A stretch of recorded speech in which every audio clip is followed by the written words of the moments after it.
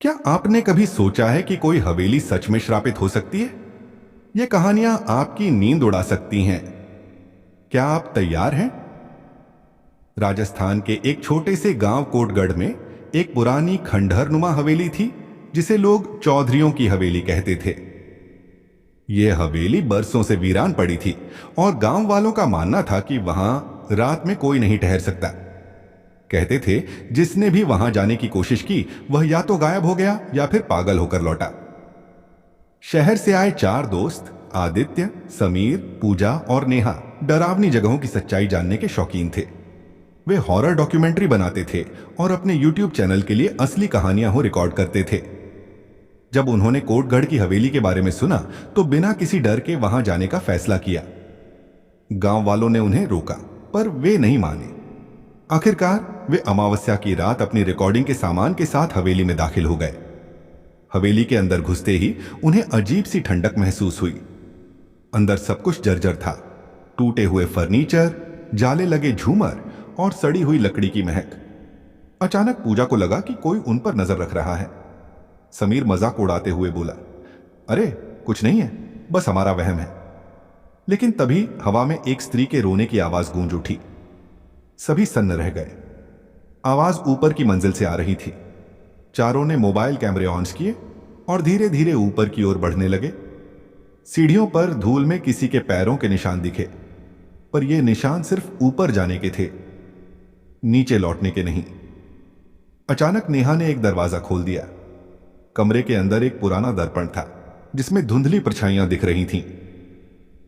जब उन्होंने गौर से देखा तो उनमें से एक परछाई मुस्कुरा रही थी, लेकिन वह कोई इंसान नहीं था। आदित्य ने दर्पण पर हाथ रखा और तभी तेज झटका लगा। जैसे ही सबने पीछे हटकर देखा, दर्पण में एक औरत का विकृत चेहरा नजर आया। उसकी आंखों से खून बह रहा था, त्याता था और उसके होंठ हिले।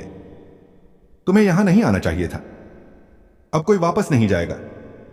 नेहा की चीख निकल गई। तभी दर्पण खुद ब खुद फर्श पर गिरकर चकनाचूर हो गया और कमरे का दरवाजा जोर से बंद हो गया। कमरे में एक पुरानी लकड़ी की अलमारी थी। पूजा ने उसे खोला तो वहां एक जली हुई डायरी मिली। जैसे ही उसने पहला पन्ना पलटा, खून से लिखे शब्द उभर आए, सावधान, जिसने भी यह पढ़ा वह मर जाएगा। इतना पढ़ते ही हवेली में जोर जोर से दरवाजे अपने आप खुलने और बंद होने लगे।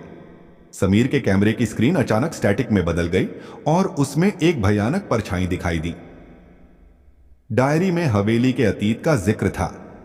यहां कभी चौधरी परिवार रहता था। उनकी एक बेटी संध्या थी, जिसे काले जादू के लिए बलि चढ़ा दिया गया था। मरने से पहले उसने श्राप दिया था कि जो भी इस हवेली में आएगा वह जिंदा नहीं बचेगा। हमें यहां से निकलना होगा, आदित्य चिल्लाया, लेकिन हवेली का मुख्य दरवाजा अपने आप बंद हो चुका था। चारों ने भागने की कोशिश की, लेकिन हवेली की दीवारों से साए निकलकर उन्हें पकड़ने लगे। समीर सबसे आगे था, लेकिन अचानक उसकी चीख गूंजी। वह अंधेरे में समा गया। आदित्य, पूजा और नेहा किसी तरह भागते हुए छत पर पहुंचे। नीचे देखने पर उन्होंने देखा समीर की लाश फर्श पर पड़ी थी। उसकी आंखें सफेद हो चुकी थीं। हवेली में अब भी संध्या की हंसी गूंज रही थी। नेहा ने अचानक देखा कि डायरी के आखिरी पन्ने पर लिखा था, अगर कोई भी बाहर जाना चाहता है तो उसे आत्माओं की इच्छा पूरी करनी होगी। पूजा ने कांपते हुए पूछा, क्या मतलब? आदित्य ने डरते हुए जवाब दिया, हमें किसी और को हवेली में लाना होगा। नेहा रोने लगी, हम ऐसा नहीं कर सकते। लेकिन आदित्य और पूजा के पास कोई और चारा नहीं था। अगली सुबह आदित्य और पूजा गांव लौट आए, लेकिन नेहा उनके साथ नहीं थी। गांव वालों ने पूछा, नेहा कहां है? आदित्य और पूजा ने चुपचाप हवेली की तरफ देखा। उस रात गांव में फिर से किसी के रोने की आवाज आई। कहते हैं, अब भी जो कोई हवेली में जाता है वह वापस नहीं आता, और जो वापस आते हैं वे कभी नहीं बताते कि वहां क्या हुआ था। अगर आप भूतिया कहानियों और रहस्यमयी घटनाओं में रुचि रखते हैं तो द हॉरर डायरी को सब्सक्राइब करें और हर रोज एक नई डरावनी कहानी का आनंद लें।